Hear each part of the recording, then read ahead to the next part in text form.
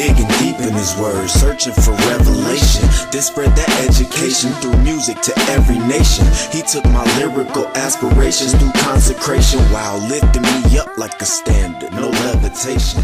Now I understand the reason for all praise to the Most High God Yahweh, whose name in the Paleo Hebrew is to be exalted above every other name, and we do so in the name of his only begotten Son, who the world ignorantly calls Jesus Christ, whose real name is Yahweh Shai. Right? It is your brother Kayala, aka Mr. Boss Up, coming to you with another breakdown. And today we are going to be diving into some scripture and a topic of much debate. Right? It is one that has been popularly misconstrued, misinterpreted, misapplied, the cause of much miseducation. But today we are going to dive into it to give and get an understanding of what the Most High God is talking about and what he's saying, right? So the scripture that we're going to be coming out of today is in the book of Isaiah. Let me go ahead and share my screen with you so that way you can tune in, follow along, read what you need to read for yourself. Don't just take my word for it, although I wouldn't lie to you. And we're going to go to the book of Isaiah, chapter 14. Oh, yeah.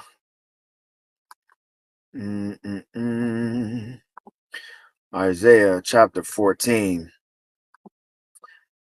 And a lot of you may be thinking that you know where we're going with this, because the first couple verses in this scripture are usually used in the conversation of the kingdom of heaven and the rulership. However, today we're going to attack a different little piece of this puzzle, right? And we're going to start at Isaiah chapter 14 and verse number 12. If you're watching, put the kids to bed, right? It's going to get scary. It's going to get scary. Today, we're going to talk about a beautiful singing snake from the Garden of Eden with the pitchfork, and he's ruling the underworld. No, it's not really what we're going to talk about, but Lucifer, right, has been illustrated in many different art forms and many different folklores, and he's been portrayed as such. However, the Bible never, not once, not twice, not ever, depicts him in this light or in this manner.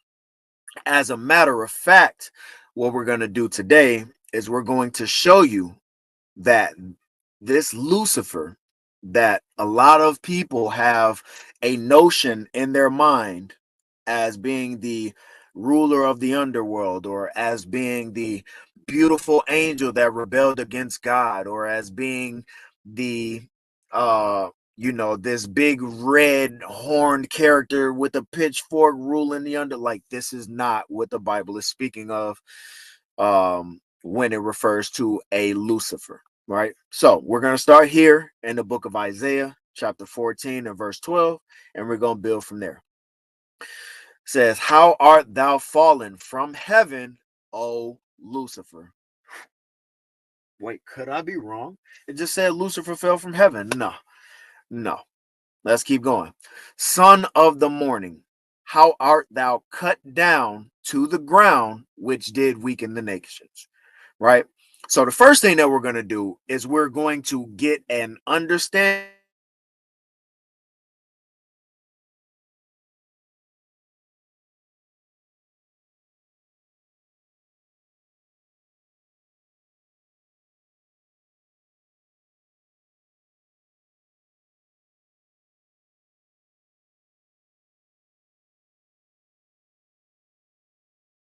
of Babylon, right? And say, "How hath the oppressor ceased? The golden city ceased." Here it is laying out who the subject of this is, right? It's talking about the king. So when it's referring to a Lucifer, know that the subject is the king of Babylon, right? So it says, "How art thou fallen from heaven?" We're going to go into a couple different scriptures just to show and prove that this is not literally talking about someone who was with God and then all of a sudden got cast down to the earth and lost their wings, right? Let's go to the book of Lamentations. Book of Lamentations, and we are going to go to chapter number 2.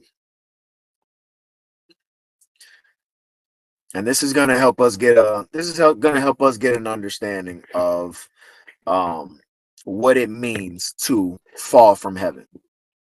It says, "How hath the Lord covered the daughter of Zion with a cloud in his anger?"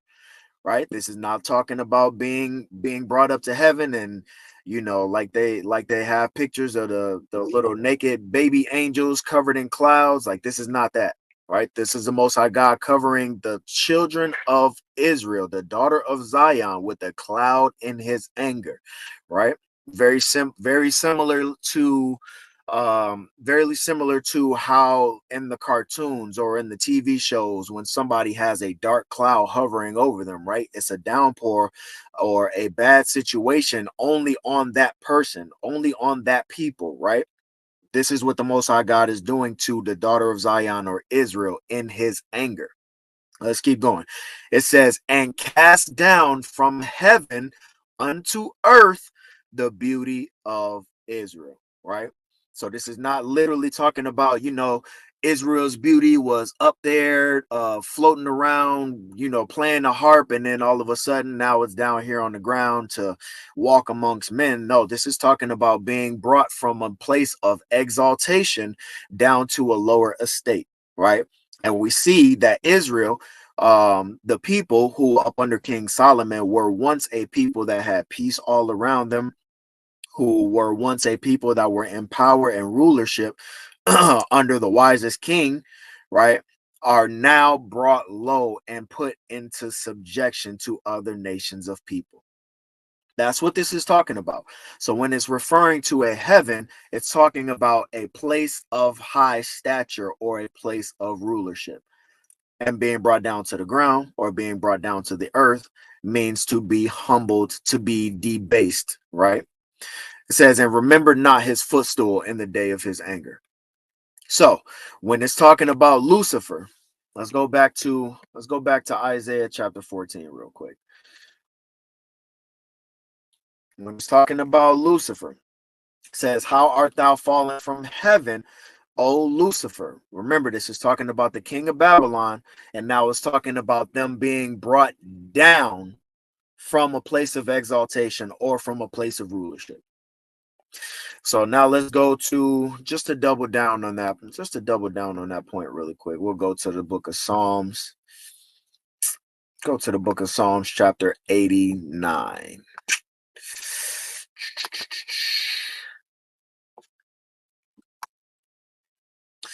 Tell Jay-Z he might have to remake his song, man. "Lucifer, Son of the Morning." That's not, he had it all wrong. He's got the misunderstanding. He need to come and study with the prophets of the Most High, man, and we'll be able to teach him a little something about the Bible. Okay. All right.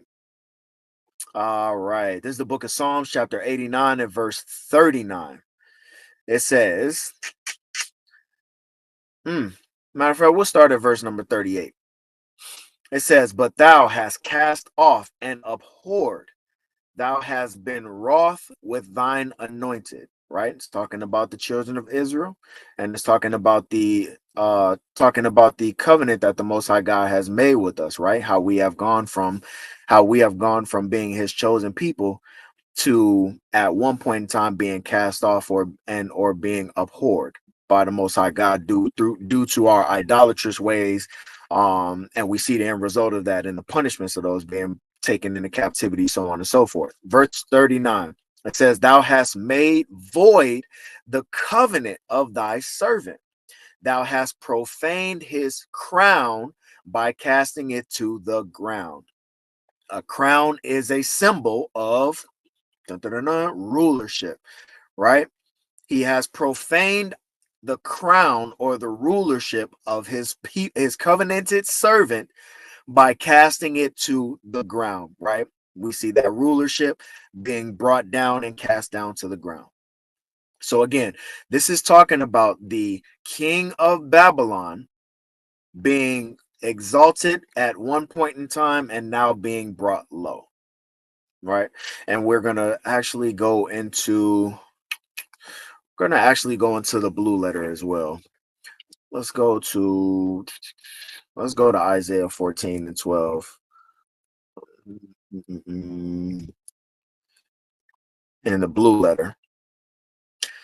So that way we can actually take a look at this word.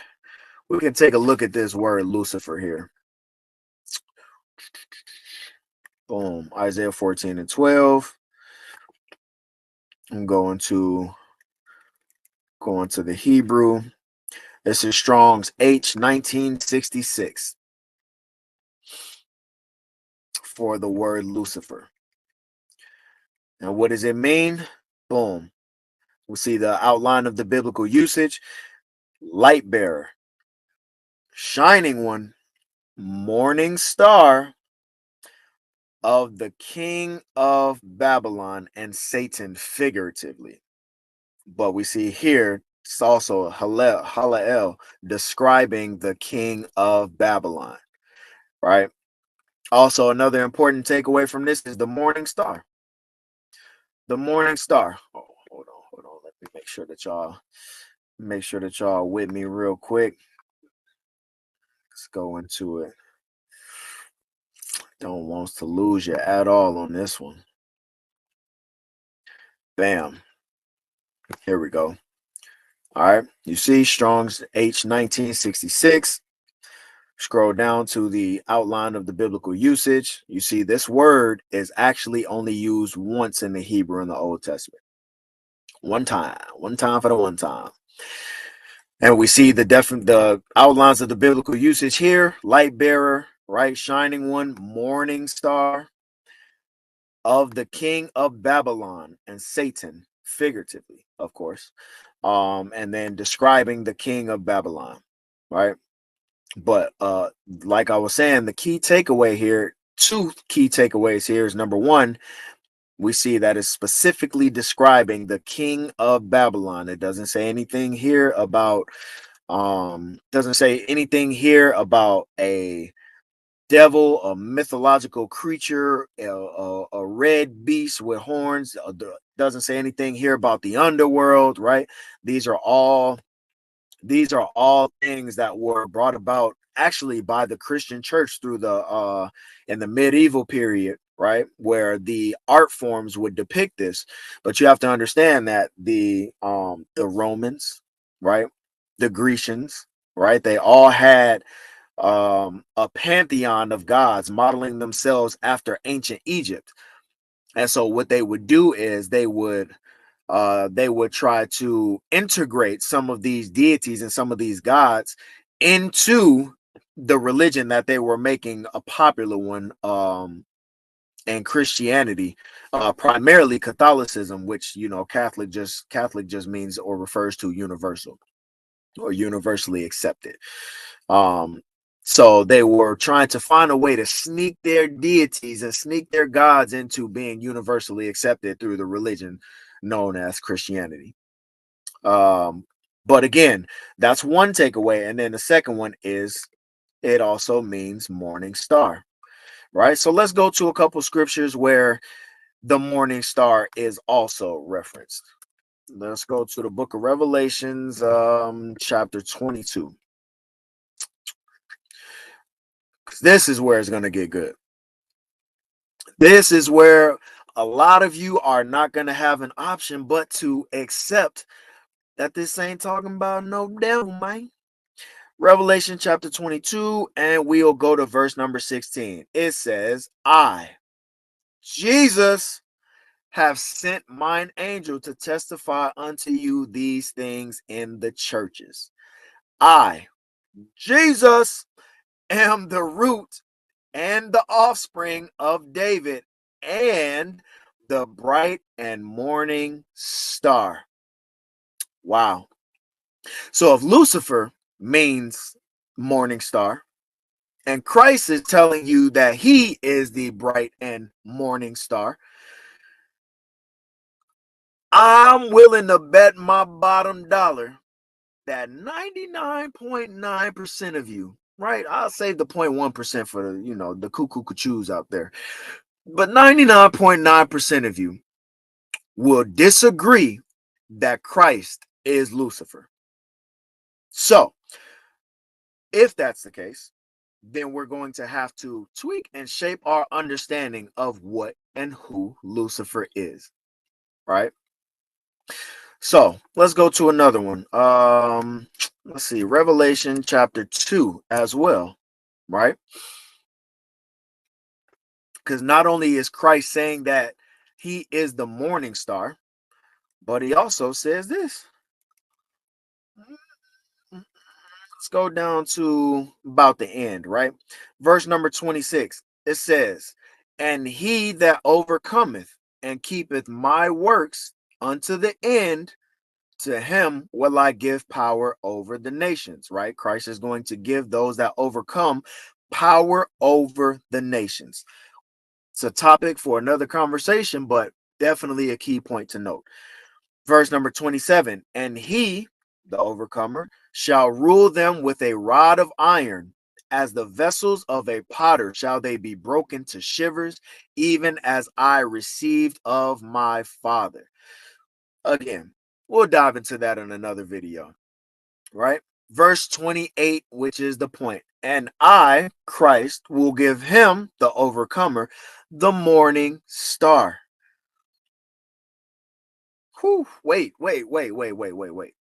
This cannot possibly be saying that Christ is going to give overcoming believers the devil? No.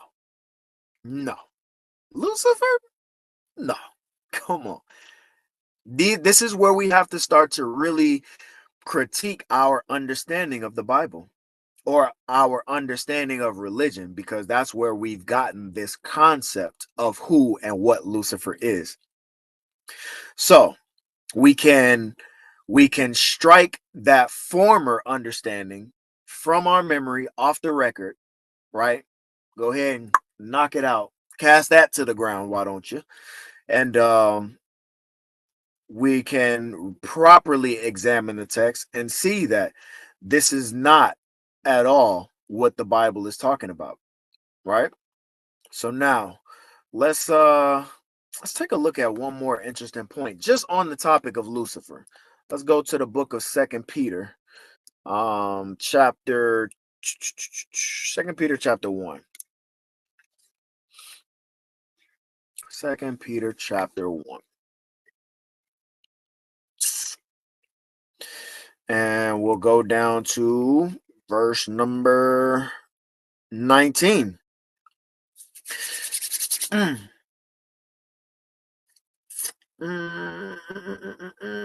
Boom. It says, "We have also a more sure word of prophecy, whereunto ye do well that ye take heed, as unto the light that shineth in a dark place, until the day dawn and the day star arise in your hearts." So it's telling us to take heed and make sure that we do well until the day star arise in our hearts. Interesting. Sounds like something good. Let's take a look at this and let's take a look at this let's take a look at this. Boom, boom, boom. The day star. Interesting word choice.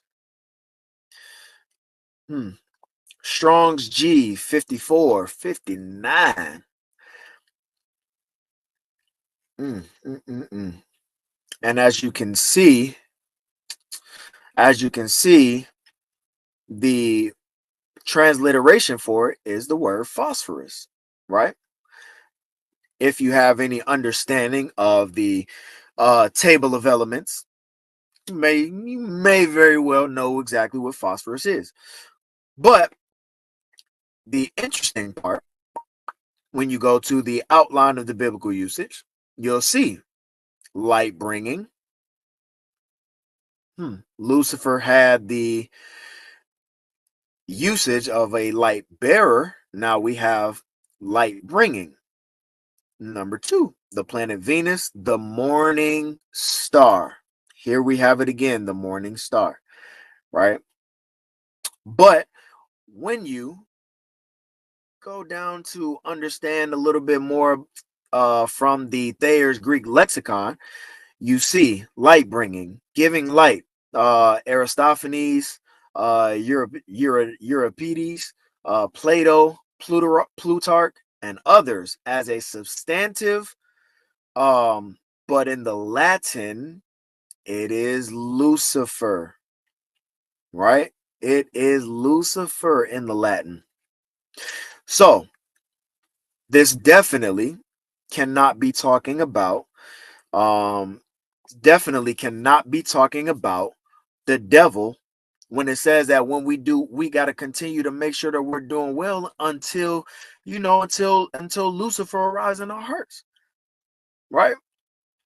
So just getting rid of the filthy understanding that has been given to us by the rest of the world, right? Because they play on this and they'll try to show all the little they'll show the pictures with with Christ arm wrestling with a red devil, and make it feel like it's really a battle of those two, when in reality that is not the case.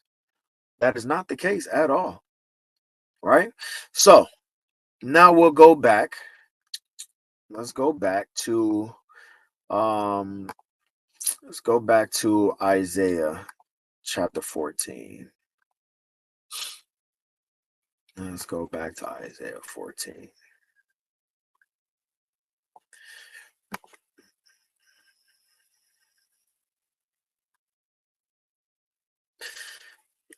And we'll examine the second part of that verse. It says, "How art thou fallen from heaven, O Lucifer, son of the morning?" Right? We've covered that, cleared that, know who that's talking about, and know exactly who it isn't talking about.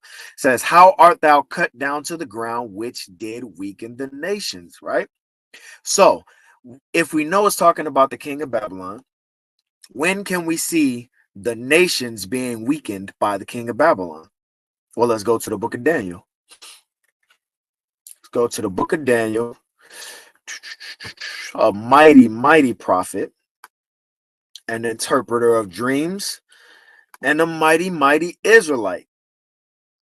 Go to the book of Daniel, chapter 4, and we'll start at verse number 19. Right? It says, "Then Daniel, whose name was Belteshazzar, was astonished for 1 hour, and his thoughts troubled him," right? Because he had just been given a dream to interpret from King Nebuchadnezzar, right? And it says he was astonished for 1 hour, and his thoughts troubled him. The king spake and said, "Belteshazzar, let not the dream or the interpretation thereof trouble thee." Belteshazzar answered and said, "My lord, the dream be to them that hate thee, and the interpretation thereof to thine enemies." So listen, Nebuchadnezzar, this dream is meant for the people that don't like you and all your enemies. Verse 20, "The tree that thou sawest, which grew and was strong, whose height reached unto the heaven," right? "And the sight thereof to all the earth, whose leaves were fair, and the fruit thereof much, and in it was meat for all, under which the beasts of the field dwelt, and upon whose branches the fowls of the heaven had their habitation. It is thou, O king." Right? This is talking about you, King Nebuchadnezzar. It's talking about you. Right? "Thou art grown and become strong, for thy greatness is grown and reacheth unto heaven, and thy dominion to the end of the earth." Right? So it's going into talking about how his greatness reacheth unto heaven. Did he actually go up into heaven? Absolutely not. Absolutely not. Right? This is talking about his stature. This is talking about his rulership. King Nebuchadnezzar had brought Babylon, or gotten Babylon, to a point where he and the nation itself were highly exalted and influential amongst the nations. Don't believe me? Cool. Let's get another witness. Let's go to my brother, the weeping prophet, as he's often referred to as, but we know him as Jeremiah. And we'll go to Jeremiah chapter 25. Jeremiah chapter 25, and we will splish splash around verse number 9. It says, "Behold, I will send." Oh, matter of fact, we'll start at verse number 8, just to verify who's actually speaking here. "Therefore, thus said the Lord of hosts." Lord of hosts. So what's about to follow has to be true. It's not an opinion. This be facts. Okay. "Therefore, thus saith the Lord of hosts, because ye have not heard my words, behold, I will send and take all the families of the north, saith the Lord, and Nebuchadnezzar, the king of Babylon, my servant, and will bring them against this land and against the inhabitants thereof, and against all those nations round about, and will utterly destroy them, and make them an astonishment and an hissing and perpetual desolations." Right? This is the weakening of the nations that's going on by the hand of Lucifer, aka the king of Babylon. Right? Let's go down to verse number 17. Let's go down to verse number 17, right? Because some people may say, listen, that verse is only talking about, what happened to Israel, or what happened to Jerusalem. Well, let's double check. It's always good to get multiple witnesses, multiple sources, because the Bible will not contradict itself, right? So we'll start at verse number 17. It says, "Then took I the cup at the Lord's hand, and made all the nations to drink, unto whom the Lord had sent me, to wit, Jerusalem, and the cities of Judah, and the kings thereof, and the princes thereof, to make them a desolation, an astonishment, a hissing, and a curse, as it is this day." Right? Cool. Jerusalem, Judah, their princes, their kings. Let's keep going. "Pharaoh, king of Egypt, and his servants, and his princes, and all his people." Verse 20, "And all the mingled people, and all the kings of the land of Uz, and all the kings of the land of the Philistines, and of Ashkelon, and Azah, and Ekron, and the remnant of Ashdod, Edom, Moab, the children of Ammon, and all the kings of Tyrus, and the kings of Zidon, and the kings of the isles which are beyond the sea, Dedan, and Tema, and Buz, and all that are in the uttermost corners, and all the kings of Arabia, and all the kings of the mingled people that dwell in the desert." He ain't leaving nobody out, man. Nobody's getting left out of this, right? "And all the kings of Zimri," right? "And all the kings of Elam, and all the kings of the Medes, and all the kings of the north, far and near, one with another, and all the kings of the world which are upon the face of the earth, and all the kings of Sheshach shall drink after them." Right? So this is literally, like, I mean, listen, at this point, this is what you call leaving no stone left unturned. He's covering all of his bases, right?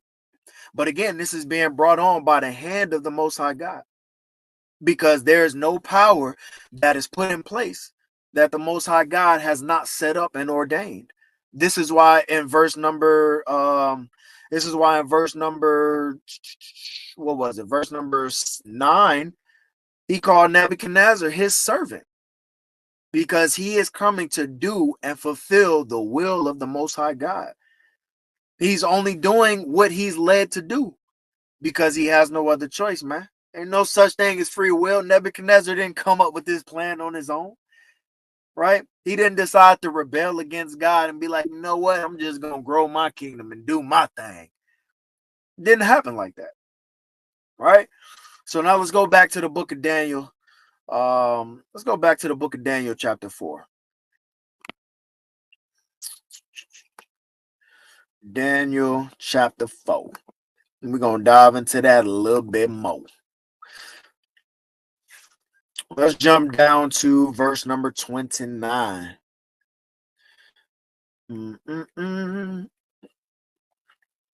As a matter of fact, you know what? Let's go back to Isaiah 14. Let's go back to Isaiah 14. Because I think it was still some things to address right about there. 14, and we're going to jump into verse 13.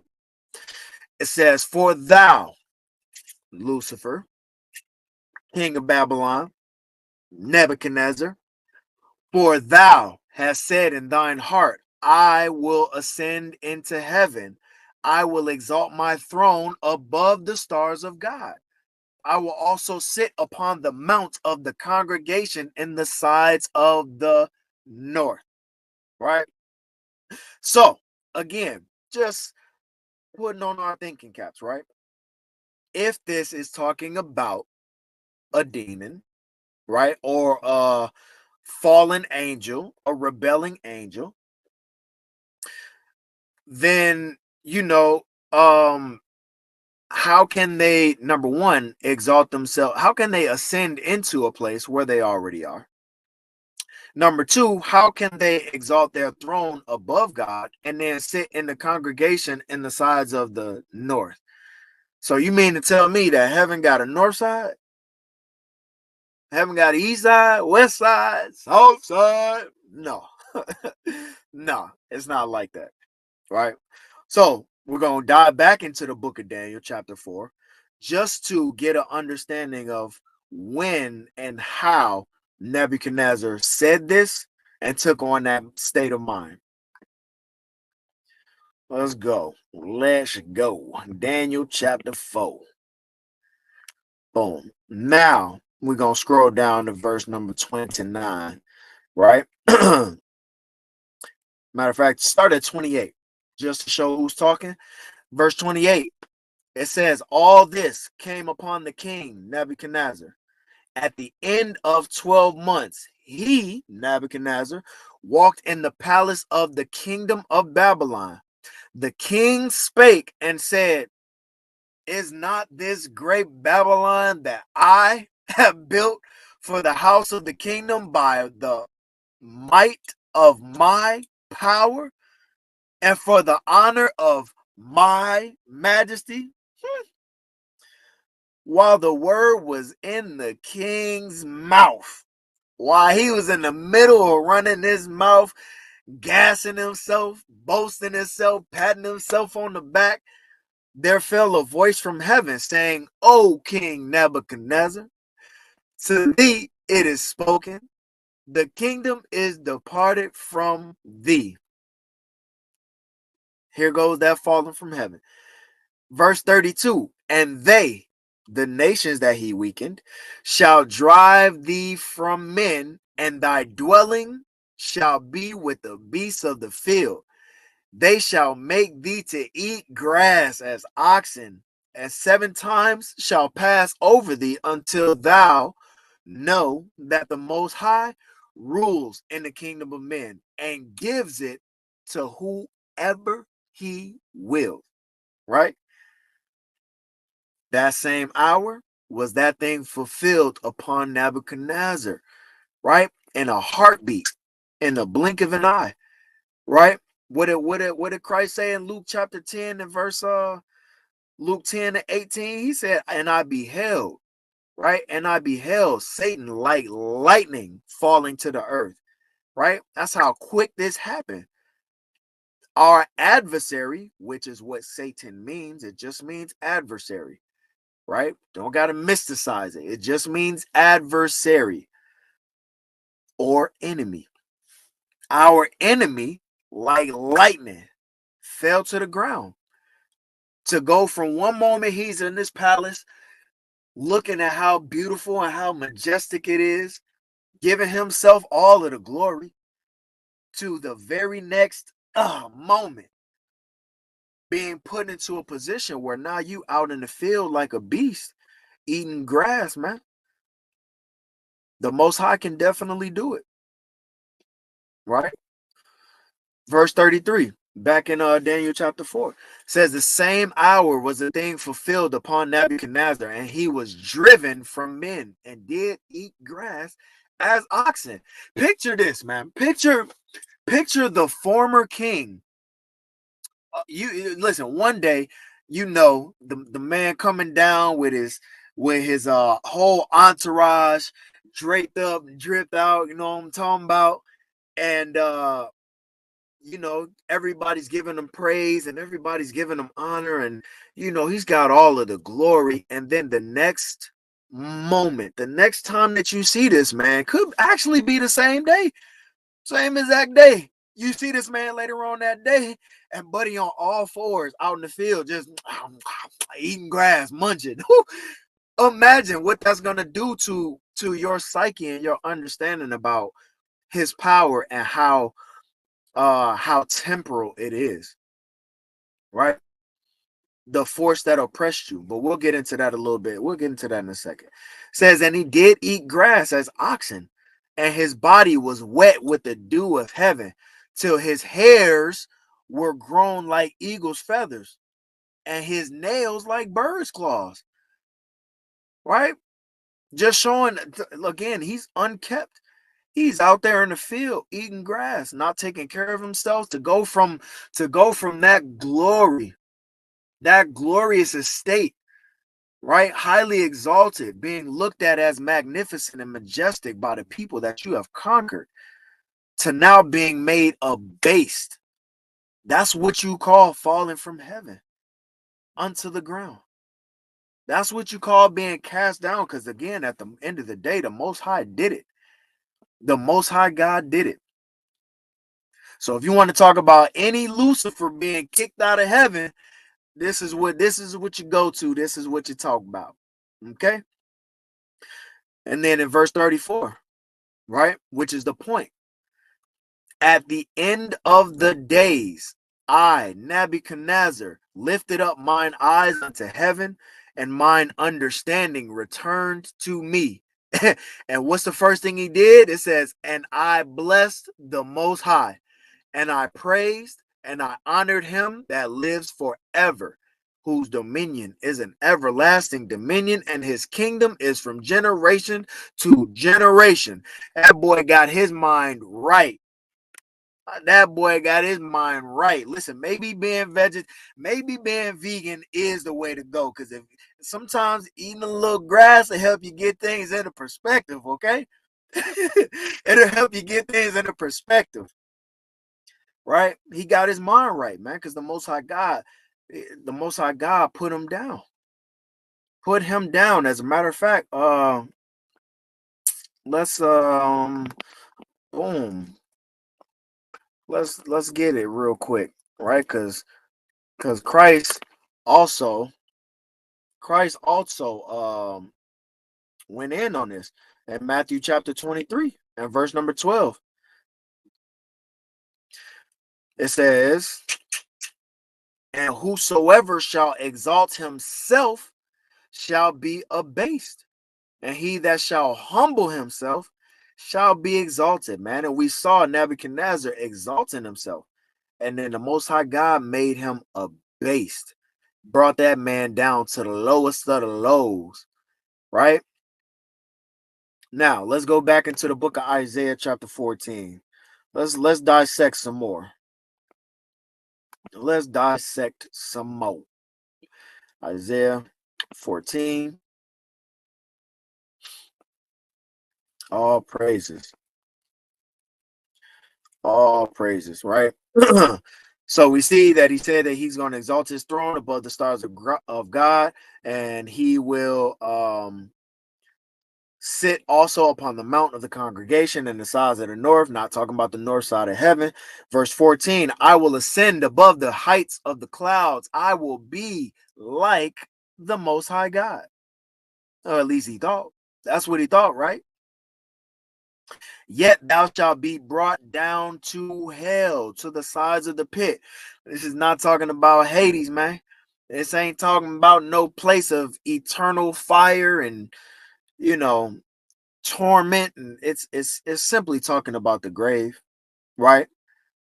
Right, showing the contrary nature of Nebuchadnezzar to the Most High God, right? Because the Most High God cannot die. The Most High God cannot be killed. The Most High God cannot be brought low. However, Nebuchadnezzar, who said, I will be like the Most High, is being brought down to the grave. He is being brought down low, right? In stature. He is being abased, right? Let's go to the book of Jeremiah. Let's go ahead and get ourselves another. Let's get ourselves another voice out of Jeremiah. This time we're gonna hit 51. Jeremiah chapter 51 and verse number 7 says, Babylon hath been a golden cup in the Lord's hand. Right? Remember Isaiah 14 and 12. How has the golden city ceased? Right? The golden city. Here they're being called or referenced as the golden cup that made all the earth drunken. Right? The nations have drunken of her wine. Therefore, the nations are mad. Babylon is suddenly fallen and destroyed. Right? Suddenly, like lightning, quick like that. Same way he walked in, said what he said, and then boom, next thing he out in the field is the same way that Babylon was brought down, right? Babylon is suddenly fallen and destroyed. Howl for her. Take balm for her pain. If so be, she may be healed. But we know that it didn't happen. But it says, therefore, the nations are mad, right? That's going to go into this next point. That's going to go right into this next point back in Isaiah chapter 14. Boom.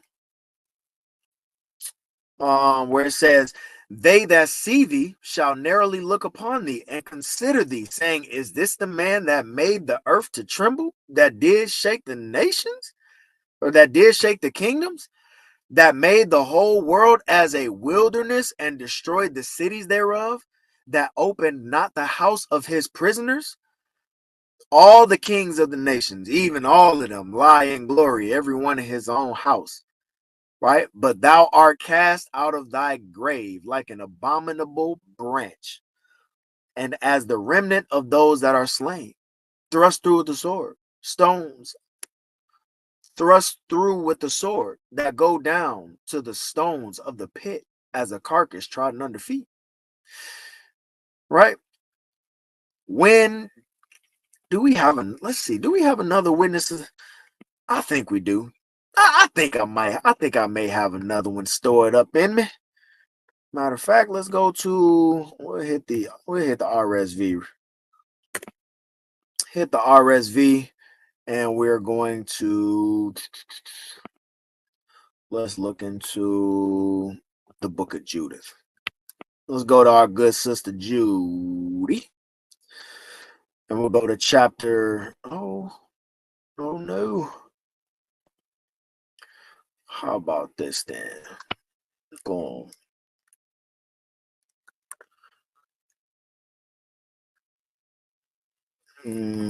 Judas chapter 3 and 8. There we go.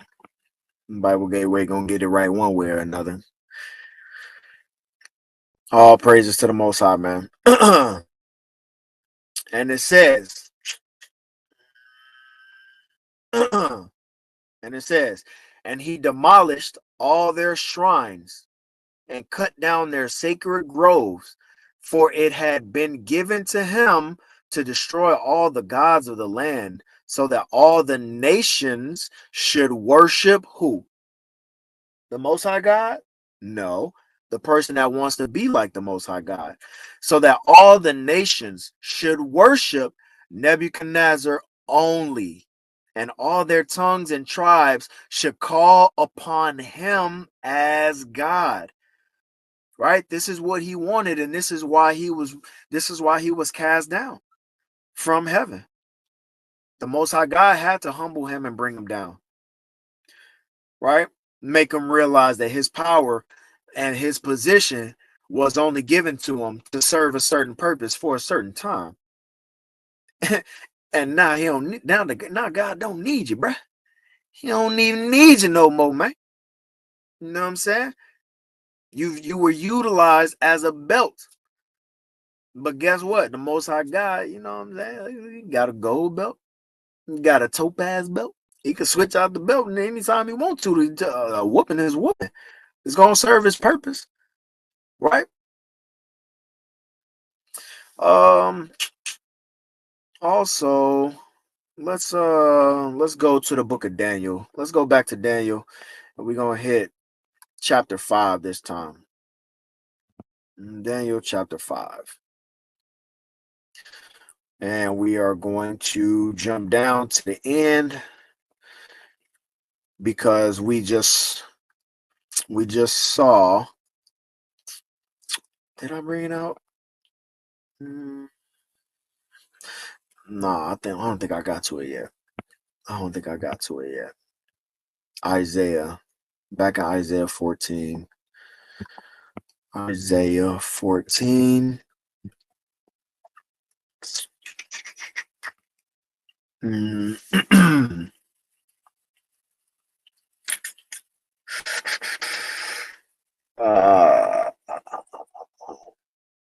Yes. Verse number 20. Thou shalt not be joined with them in burial, because thou hast destroyed thy land and slain thy people. The seed of evildoers shall never be renowned. Right? Prepare slaughter for his children for the iniquity of their fathers, that they do not rise, nor possess the land, nor fill the face of the world with cities. So, the children of King Nebuchadnezzar and or Babylon are to be prepared for slaughter, right? For the iniquity of their fathers, aka Nebuchadnezzar, and the likes thereof, right? The Chaldeans, that they don't rise or possess the land.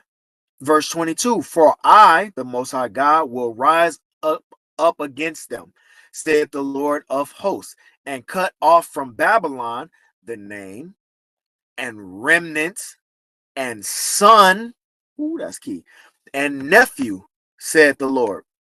Right? So the Most High God is talking about cutting them off.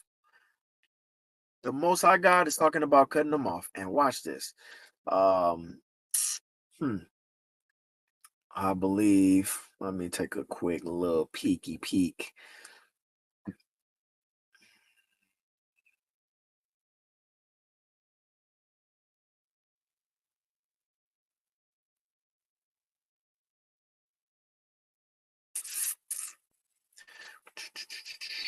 Let's see. The book of, now we can go back to the book of Daniel, chapter 5. But there's something else that I want. Daniel chapter 5.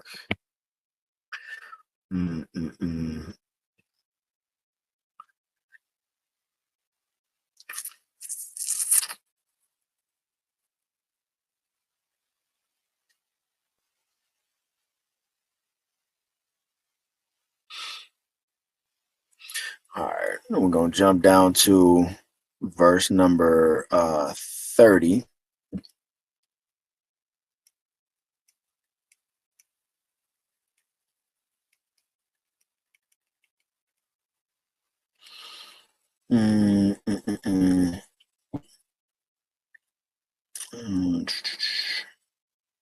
Oh, it's Isaiah 5. Daniel, boom, chapter 5 and verse 30. My bad. Daniel, chapter 5 and verse 30. Right? Because we know that Nebuchadnezzar ended up dying, passing away, and his son, whose name is Belshazzar, ended up reigning after him.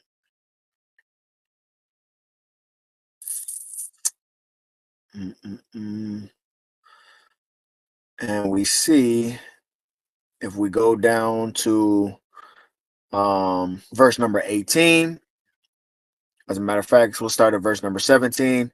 It says, then Daniel answered and said before the king, let thy gifts be to thyself and give thy rewards to another. Yet I will read the writings unto the king and make known to him the interpretation. O thou king, the Most High God gave Nebuchadnezzar thy father a kingdom and majesty and glory and honor. And for the majesty that he gave him, all people, nations, and languages trembled and feared before him. Whom he would, he slew, and whom he would, he kept alive, and whom he would, he set up, and whom he would, he put down. But his heart was lifted up, and his mind hardened in pride. He was deposed from his kingly throne, and they took his glory from him. Right, recounting it, and he was driven from the sons of men, and his heart was made like the beasts, and his dwelling was with the wild asses. They fed him like with grass like oxen, and his body was wet with the dew of heaven, till he knew that the Most High God ruled in the kingdom of men, and that he appointed over it whoever he wills. Right, verse number 20. Verse number 20. Verse number 29. Then commanded Belshazzar, right, Nebuchadnezzar's son, and they clothed Daniel with scarlet and put a chain of gold about his neck, iced him out, and made a proclamation concerning him that he should be the third ruler in the kingdom. And that night was Belshazzar, the king of the Chaldeans, slain. Right, and Darius the Median took the kingdom, being about 62 years old. Right, so we see the downfall and the end of that empire.